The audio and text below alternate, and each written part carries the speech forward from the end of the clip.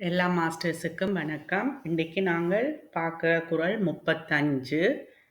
இந்த குறள் தலைப்பு பின்னே வரும் துணையண்டு போட்டிருக்கு. குறள் அணுகு துணையறியா ஆற்றோனில் ஐந்தில் உணர்வை உணரா உயிர். அப்ப இதுக்கு என்ன பொருள் சொல்லப்படுதுண்டா, தனக்கு பின்னே துணையாக வருகின்றவனை அறியாது தனி வழியில் அச்சத்துடன் செல்லும் வழிப்போக்கனை போல உயிர்களை சொல்ல போயினான். உயிர்கள் தமக்கு தோன்றா துணியாய் பின்னின்று உதவும் பேரறிவாகிய திருவருளை உணராது துன்புறும். என்ன சொல்லப்படுதுன்றா, நாங்க போறோம், ஒரு வழிபோக்கனோரால் போற, தனக்கு பின்னுக்கு ஒரு துணை வருகிறதை அவர் அறியல. அந்த அறியாததால அவர் அச்சத்தோட நடந்து போறார். அந்த வழிபோக்கனை போலத்தான் உயிர்களும் தமக்கு தோன்றாமல் துணியாய் பின்னின்று உதவும் பேரறிவாகிய அந்த திருவருளையும், உயிர்களும் இந்த வழிபோக்கனை போல தோன்றா துணியா நிக்குது. அந்த அவைக்கு பின்னுக்கு, அந்த உயிர்களுக்கு பின்னின்று பேரறிவாகிய திருவருளை உணராது துன்புறும். எதை போல? வழிப்போக்கனை போல. மற்றுமோர் உவமை கூறலாம். இன்னொரு உவமை சொல்லினாம், உயிர் உடன் நின்று செலுத்தவே ஐம்பொறிகள் செயல்படுகின்றன. ஆனால் அவ்வாறு தம்மை செலுத்தி நிற்கும் உயிரை அவை அறிவதில்லை. அப்ப இன்னொரு உவமை முதல்ல ஒன்று சொல்லி இருக்கிறோம், வழிபோக்கனை போல. இங்கே என்ன சொல்லினோம்டா, உயிர் உடன் நின்று செலுத்தத்தான் இந்த ஐம்பொறிகள் செயற்படுகின்றன. எங்களுக்கு தெரியும் ஐம்பொறிகள் என்ற என்னென்ன. அப்ப இந்த ஐம்பொறிகள் சும்மா செயல்படாது, உயிர்தான் உடன் நின்று செலுத்தியக்கதான் ஐம்பொறிகள் செயல்படுகின்றன. ஆனால் அவ்வாறு தம்மை செலுத்தி நிற்கும் உயிரை அறிவதில்லை. இந்த ஐம்பொறிகள் இந்த உயிரை அறியாது, தம்மை செலுத்தி நிற்கிறது இந்த உயிர் தானத்தை ஐம்பொறிகள் அறியாது. அந்த ஐம்பொறிகளைப் போல உயிர்கள் தமது அறிவிற்கு துணியாயுள்ள திருவருளை உணராது நிற்கும். எப்படி இந்த ஐம்பொறிகள் தங்களை செயல்படுத்துறது இந்த உயிரெண்டு அறியாமை இருக்குதோ, அதே போல இந்த ஐம்பொறிகளை அறியாமைய போல இந்த உயிரும் தன்னை செலுத்தி நிற்கிறது, தனக்கு அறிவுக்கு துணியா நிற்கிறது இந்த திருவருள் என்றதை உணராமல் நிற்குது. இது உயிர். அப்ப ரெண்டு உவமை சொல்லி இருக்கிறோம். இதுக்கு இப்ப விளக்கம் கொடுக்கணும், என்னென்று பார்க்கலாம். துணைவனை அறியா வழிப்போக்கன். நாம் எல்லாம் பிறவி என்ற நீண்ட வழியில் சென்று கொண்டிருக்கிறோம். நாங்கள் எல்லாம் பிறவி என்ற நீண்ட வழியில சென்று கொண்டு இருக்கிறோம். ஒரு நாள் இருளில் சென்றுவிடக்கூடிய தொலைவாக இருந்தாலே துணையோடு அல்லாது நெடுவழி போகேல் என்பார்கள். அப்ப என்ன சொல்லினோம், ஒரு நாள் இரவில, ஒரு நாளோ 2 நாளோ, ஒரு நாள் 2 நாளில் சென்று விடக்கூடிய இடம் என்றாலும் தொலைவாக இருந்தாலே துணை இல்லாமல் போகக்கூடாது என்று சொல்லிவினோம். அதுக்குத்தான் துணையோடு அல்லாது நெடுவழி போகேல் என்பார்கள். அப்படி சொல்லினோம், ஒரு நாள் 2 நாள்ல போய் சேர்றதுக்கே துணை தேவை என்று சொல்லினான். அப்ப இந்த பிறவி என்றதுக்கு அப்படி இருக்க நாம் போகின்ற தொலையாவழிக்கு துணை வேண்டாமா? அப்ப நாம் போகின்ற தொலையாவழி என்றது இங்க பிறவி நீண்ட வழியில தானே நாங்க போய் கொண்டிருக்கிறோம். அதான் சொல்லி இருக்கிறோம், நாம் எல்லாம் பிறவி என்ற நீண்ட வழியில சென்று கொண்டிருக்கிறோம். அப்ப அந்த வழிக்கே துணை வேண்டாமோ? அந்த சும்மா ஒரு டெம்பரரியா நாங்கள் ஒரு நாள் 2 நாள் போறதுக்கே துணை தேவை. அப்ப இது பெரிய தொலையா வழி என்று சொல்லினான். உலக வாழ்வில் நமக்கு துணையாக நம்முடைய செயலுக்கு உதவி செய்பவராக பலர் இருப்பதை காண்கிறோம். உலக வாழ்வில எங்களுக்கு உதவி செய்கிறதுக்கு பலர் இருக்கணும் ஒவ்வொரு தரம். ஆனால் யார் ஒருவரை நாம் துணையாக எண்ணி இருக்கிறோமோ அவருக்கு வலிமை குறையும் போது அவரால் ஒரு பயணம் பெற முடியாமல் போய்விடுகிறது. அப்ப நாங்கள் ஒரு ஆளை நம்பி இருக்கிறோம், இவர் எங்களுக்கு துணையா இருப்பார் எல்லாத்திலும் என்று பார்க்கிறோம். ஆனா அந்த துணியா இருக்கிறவருக்கு வலிமை குன்றும் போது அவராலே எந்த ஒரு பயனும் இல்லாமல் போய்விடுகிறது. மேலும் இன்னும் விவரம் சொல்லினா, மேலும் ஓரிடத்தில் துணியாக நிற்பவர் மற்றோரிடத்தில் துணியாக நிற்க இயலாது. அப்போ ஒரு இடத்துல துணியாக நிற்கிறவர் இன்னொரு இடத்துல துணியாக நிற்க முடியாது. அதுக்கு விளக்கம் கொடுக்கினார். எடுத்துக்காட்டாக வகுப்பறையில் ஆசிரியர் துணையாக நிற்பார். ஒரு உதாரணம் எடுத்துக்காட்டு.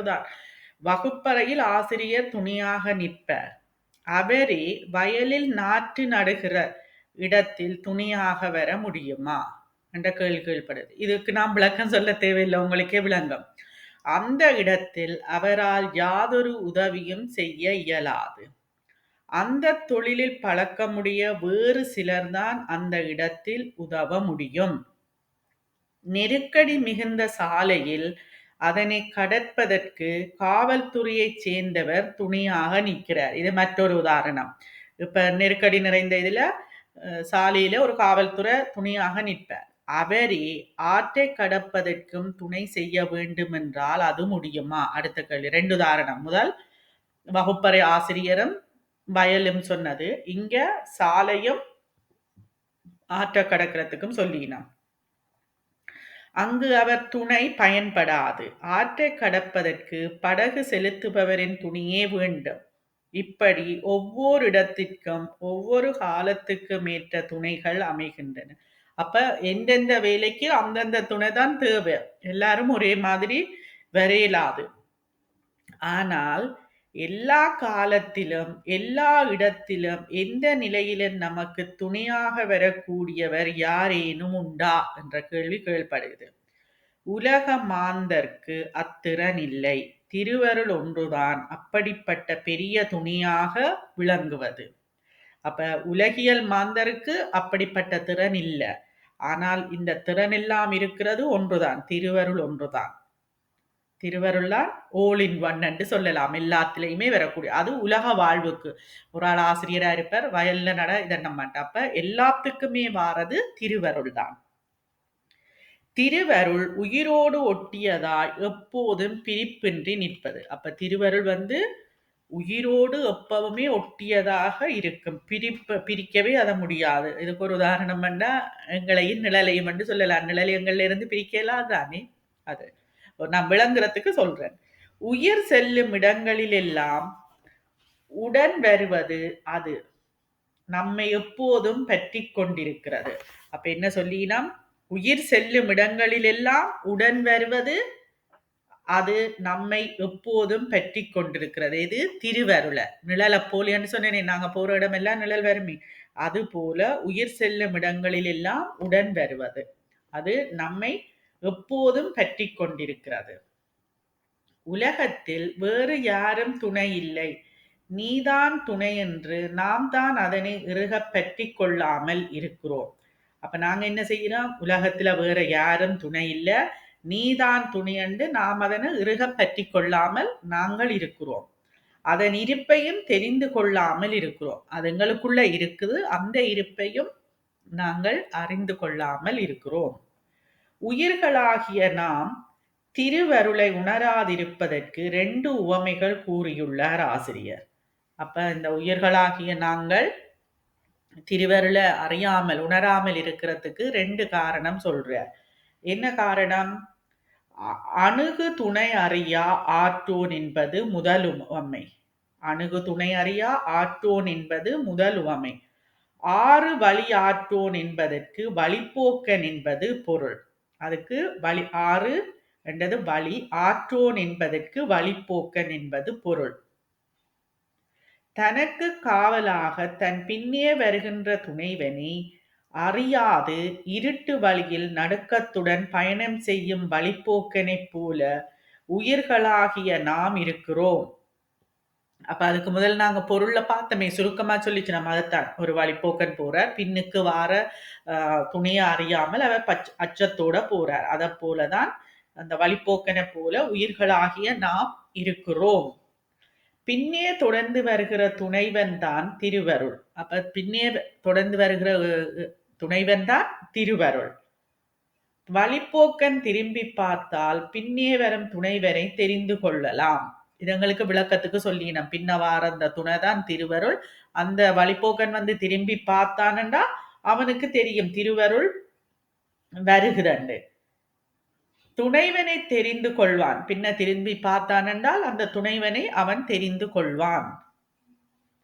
அச்சமும் கவலையும் நீங்குவான். அப்ப திரும்பி பார்த்தால் அவனுக்கு ஒரு ஆள் வருகுதுன்றது அச்சமும் போவிடும், கவலையும் போவிடும்.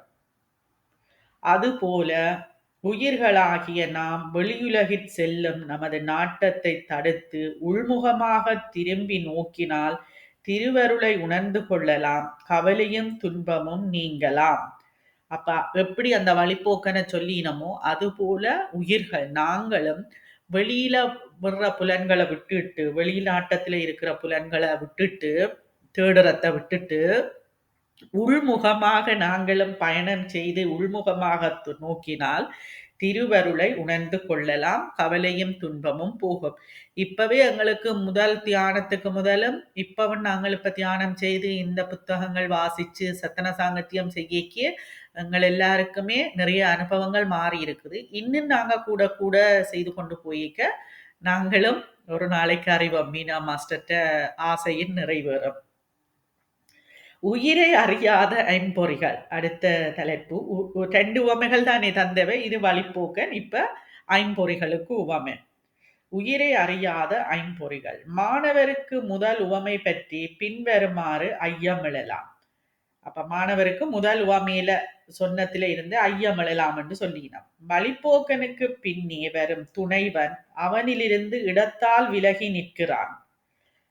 அப்ப முதல் உவமையில என்ன, வழிப்போக்கனுக்கு பின்னுக்கு தானே அந்த துணைவன் வருகுது. அப்ப இடத்தால் அங்கே ஒரு இடம் வருகுது தானே, முன்னுக்கும் பின்னுக்கும் ஒரு இடத்துல தானே நடந்து போயினான் நிற்கிறான்.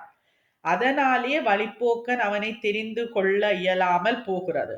அப்ப அங்க இடத்தால அந்த வழிப்போக்கனை அறிந்து கொள்ள முடியாமல் போகிறது என்று சொல்லப்படுது. அதுபோல அதனாலே வழிப்போக்கன் அவனை தெரிந்து கொள்ள இயலாமல் போகிறது. அதுபோல திருவருள் உயிரிலிருந்து விலகி நிற்கவில்லையே. அப்ப அங்க இடைவெளி இருக்குத்தானே, முன்னுக்கும் பின்னுக்கும் இடத்தால வேறுபடுகிறான். ஆனா இங்க திருவருள் விலகி நிக்கலையே இடத்தால, உயிரோடு தானே ஒன்றுபட்டுள்ளதல்லவா.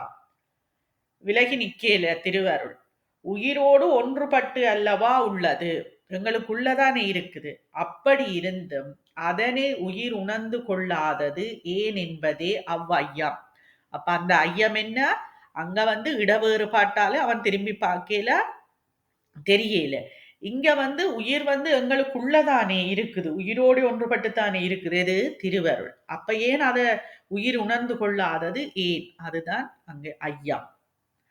அந்த ஐயத்தை நீக்குவதற்கு ஐம்பொறிகளை உவமை கூறுகின்றார் ஆசிரியர். அப்ப அந்த ஐயத்தை நீக்கிறதுக்கு தான் இங்க ஐம்பொறிகளை வச்சு உவமை சொல்லுகிறார் யாரு, ஆசிரியர். என்னன்னு பார்க்கலாம். கண் முதலிய பொறிகள் உருவம் முதலியவற்றை தாமே அறிவதில்லை. அப்ப கண் முதலிய பொறிகள் என்ன, மிச்சம் 4 ஐம்பொறிகள்ல கண் முதலிய மிச்சம் வருது. அப்ப உருவம் முதலியவற்றை தாமே அறிவதில்லை. உயிர் உடனிருந்து செலுத்தவே அவை அறிகின்றன. உயிர் செலுத்தத்தான் அவைகள் அறிகின்றன, இல்லாட்டிக்கு அறிய மாட்டுது. இப்ப நாங்க உயிர் போயிட்டுதுன்னா இந்த ஐம்பொறிகள் எல்லாம் அந்த உடம்புல இருக்கும், அறியுமோ இல்ல. அப்ப அங்க உயிர் செலுத்துது எல்லாத்தையும். உயிர் உடனிருந்து செலுத்தவே அவை அறிகின்றன. ஆயினும் அவை உயிர் தம்மோடு உடன் நிற்பதையோ உயிர் தம்மை செலுத்துகிறது என்பதையோ அறிவதில்லை. அப்ப அப்படி உயிர் செலுத்தத்தான், உடனிருந்து செலுத்தத்தான் அந்த ஐம்பொறிகள் அறியுது. ஆனாலும் உயிர் தன்னோட நிற்கிறதையோ உயிர் தம்மை செலுத்துகிறது என்பதையோ இந்த ஐம்பொறிகள் அறியாமல் இருக்கிறது, அறிவதில்லை. அந்த ஐம்பொறிகளின் நிலையில் உயிர் உள்ளது. எப்படி இந்த ஐம்பொறிகள் அறியாமல் இருக்குதோ, உயிர் தான் தன்னை செலுத்துது, தன் கூடவே நிக்கிறன்றதை அறியாமல் இருக்குதோ, அந்த ஐம்பொறிகளின் நிலையில் தான் உயிரும் இருக்குது என்று சொல்லினான். தம்மோடு ஒன்றுபட்டுள்ள உயிரை அறியமாட்டாத அந்த ஐம்பொறிகளைப் போல உயிரும் தம்மோடு ஒன்றுபட்டுள்ள திருவருளை அறியாது. திருவருள்தான் தன்னை இயக்கி வருகிறது என்பதையும் அறியாது. அப்ப அந்த ஐம்பொறிகள் எப்படி உயிர் தன்னை எப்படியெல்லாம் செய்யுதுன்றதை அறியாமல் இருக்குதோ, அது போலத்தான் இந்த உயிரும் திருவருள் தான் தன்னை எல்லாத்தையும் செய்விக்குது, இயக்குது என்றத இந்த உயிரும் அறியாது. தன்னோட இந்த திருவருள் ஒன்றுபட்டு இருக்கிறதையும் அறியாமல் இருக்குது. திருவருள் தான் தன்னை இயக்கிறது என்பதையும் அறியாமல் இருக்குது உயிர். எப்படி அந்த ஐம்பொறிகள் உயிர் இயக்கிறது என்றதை அறியாம இருக்குதோ, அதுபோல உயிரும் திருவருள் தான் தன்னை இயக்குதண்டத்தை அறியாமல் இருக்குது. ஐம்பொறிகள் சடம், ஐம்பொறிகள் சடம் தானே. ஆகையால் அவை தம்மோடு ஒன்றுபட்டுள்ள உயிரை அறியாததில் வியப்பேதும் இல்லை. ஐம்பொறிகள் சடமா இருக்கிறதால அதை தம்மோட ஒன்றுபட்டுள்ள உயிரை அறியாததுல வியப்பேதும் இல்லை. ஏனென்றா அது சடம் என்று சொல்லி போட்டினான். ஆனால் உயிரோ அறியும் தன்மையுடைய சித்து. ஆனால் உயிர் சித்து பொருள் தானே. சிற்றறிவு, இறைவன் முற்றறிவு. அப்ப உயிரோ அறியும் தன்மையுடைய சித்து. அது சித்தாயிருந்தும் தன்னோடு ஒன்றுபட்டுள்ள திருவருளை அறியாதிருப்பது ஏன் என கேட்கலாம். அது சித்தாயிருந்தும் தன்னோட இருக்கிற திருவருளை அறியாதிருப்பது ஏன் என்ற கேள்வி கேள்விப்படுகிறது. அதுக்கு என்ன விளக்கம் சொல்லினமெண்டா, சித்தாகிய உயிர் ஆணவ மலத்தின் பயப்பட்டிருக்கிறது. அப்ப ஏன் அது அறியாமல் இருக்குதுண்டா, சித்தாகிய உயிர் ஆணவ மலத்தின் பயப்பட்டிருக்கிறது. ஆணவ மலம் உயிரை புற உணர்வுடையதாக செய்கிறது. அப்ப அந்த ஆணவ மலம் என்ன செய்யுது, உயிரை புற இன்பங்கள்ல புற இதுகள்ல அழுந்தது, அந்த உணர்வுடையதாக செய்கிறது. அதாவது புற உலகையே நோக்குமாறு செய்து உலக பொருள்கள் மீது ஆசையை உண்டாக்குறது. புற உலக நோக்க செய்து புற உலக பொருட்கள்ல ஆசையையும் உண்டாக்குகிறது. எது, இந்த ஆணவம். அதே நேரத்தில் உயிர் உள்முகமாக நோக்கி தன்னை உணர விடாதபடியும் செய்கிறது. அது இந்த வெளிப்புற இதையும் செய்யுது. வெளிப்புறத்துல அழுந்தவும் வைக்குது, வெளியுலக பொருட்களை இதுகளை பார்த்து அதிலே அழுந்தவும் வைக்குது. அதே நேரம் உயிர் உள்முகமாக நோக்கி தன்னை உணர விடாதபடியும் செய்கிறது. இவ்வாறு உயிர் ஆணவ மலத்தால் புற உணர்வு மாத்திரம் உடையதாய் அக உணர்வை இழந்து நிற்கிறது. அப்ப இந்த உயிர் ஆணவ மலத்தால புற உணர்வை உடையதாகவும் அக உணர்வை இழந்து நிற்குது. ஏன்னா அங்கேயும் அது தன்னை அறிய விடாமல் செய்யுது ஆணவ மலம். எனவே உயிர் சித்தா இருந்தும் அக உணர்வு இன்றி நிற்பதனால் தன்னோடு ஒன்றாயுள்ள திருவருளை அறிய முடியாது போகிறது. அப்ப என்னத்தால, உயிர் சித்தா இருந்தாலும் அக உணர்வு இன்றி நிற்பதனால, அதுக்கு அங்க அக உணர்வை பார்க்க முடியாம இருக்கிறதான தன்னோடு ஒன்றாயுள்ள திருவருளை அறிய முடியாது போகிறது. திருவருளை அறிய முடியாது போகிறது. இவ்வகையில் திருவருளை உணரமாட்டாத உயிர் தன்னை செலுத்துகின்ற உயிரை அறிய மாட்டாத ஐம்பொறிகளை போன்றது. அப்ப இந்த வகையில தான் என்ன சொல்லினோம், திருவருளை உணரமாட்டாத உயிர் தன்னை செலுத்துகின்ற உயிரை அறிய மாட்டாத ஐம்பொறிகளை போன்றதாகிறது. அந்த உதாரணம் உவமை சொல்லிச்சினமே, அது போலதான் இங்க சொல்லப்படுது. அப்ப நாங்கள் அகமுகமாக பயணம் செய்தால் எங்களோட உள்நிற்கிற திருவருளை நாங்கள் அறிந்து கொள்ளலாம். இல்லாட்டிக்கு நாங்களும் அறியலாம். ஆனா இப்ப இந்த தியானத்துக்கு வந்தபடியா எல்லாருக்கும் கொஞ்சம் வெளிச்சம் வந்திருக்கிறேன்னு நினைக்கிறேன். இது என்ற குறளை நான் சொல்லுறேன். அது என்ற கருத்து, அணுகு துணை என்றா தனக்கு பின்னே பாதுகாவலாக வருகின்ற துணைவனை. அணுகு துணை என்றா தனக்கு பின்னுக்கு பாதுகாவலாக வருகின்ற துணைவனை. அறியாண்டா அறியாமல் தனி வழியில் அஞ்சி நடந்து செல்லுகின்ற. அறியாண்டா அந்த தெரியாமல் போதல்லோ, அறியாமல் தனி வழியில் அஞ்சி நடந்து செல்லுகின்ற. இந்த குறளுக்கு பொருள் சொல்றேன். ஆற்றோனில் வழிப்போக்கனை போலவும், ஆற்றோன் என்றது வழிப்போக்கனை போலவும், ஐந்தில் தம்மை உள் நின்று செலுத்தும் உயிரை அறிய மாட்டாத ஐம்பொறிகளை போலவும். ஐந்து ஐம்பொறிகள் என்று சொன்ன உதாரணம், உயிர் உயிர்கள் உணர்வை பேரறிவாகிய திருவருளை உணராண்டா உணராது நிற்கும். அப்ப குறளும் சொல்லி குறளின் சொற்பொருளும் சொல்லி பொருள் விளக்கமும் சொல்லி இருக்குது. அப்ப எல்லாத்துக்கும் காரணம் இந்த ஆணவ மலம். அந்த மலம் தேஞ்சாத்தான் நாங்களும் திருவருளை காணலாம். ஓகே, இவ்வளவு நேரமும் பொறுமையாக இருந்து கேட்ட எல்லோருக்கும் நன்றி. அடுத்தது 36வது குறள். இனி நீங்கள் உங்களோட கருத்துக்கள் கேள்விகளை கேட்கலாம். நன்றி.